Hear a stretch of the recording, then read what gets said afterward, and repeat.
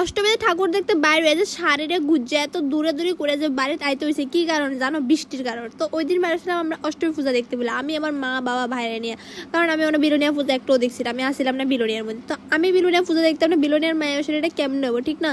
যাই তো দেখি যে যোগমায়া কালীবাড়ির মধ্যে এত মানুষ কিছু করার না, আমার তো ঢাকা টাকা দিয়ে সবাই লাথি দিয়ে ফালাই দিব এমন লাগছিল, এত ভিড়।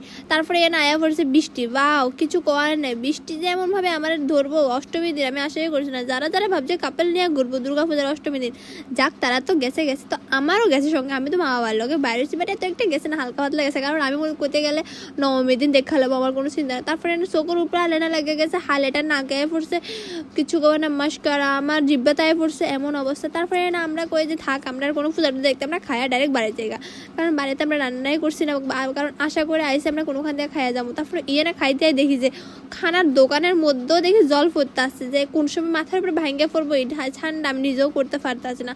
তারপর তাড়াতাড়ি খায়া সেরে এন থেকে তাড়াতাড়ি বাড়ি যাওয়ার প্ল্যানে আসলাম, দেখো কি বৃষ্টি লাগছে, কিছু করার নাই। কেউ কলা পাতা মাথার উপর দিয়ে ধরতে আসে, কারণ কি ছাতে নিয়ে আবার কেউ প্লেনে আসলো না, কারণ কি বৃষ্টি আবার কোনো প্লেনে আসলো না, এমন ওয়েদার ভালো আসলো।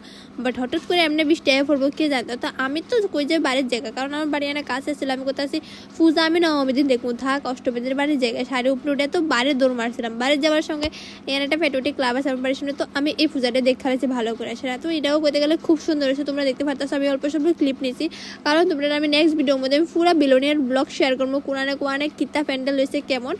আর তোমরা অনেকে আছে আমার লোকে ভিডিও দেখো কথা কো, মানে এই কথাটা করলে আসে আমার কাছে খুব ভালো লাগে। তোমরা যারা যারা দেখা হবে তোমরা অবশ্যই আমরা ডাক দিবে একটা, বা সোনিয়া করে বা দিদি করে যাই করে ডাকবে, তো আমি উত্তর দিব তোমরা। তো বাই বাই, ব্লগটা এতটুকু আসলে ভালো লাগে, লাইক কমেন্ট শেয়ার করে দিও।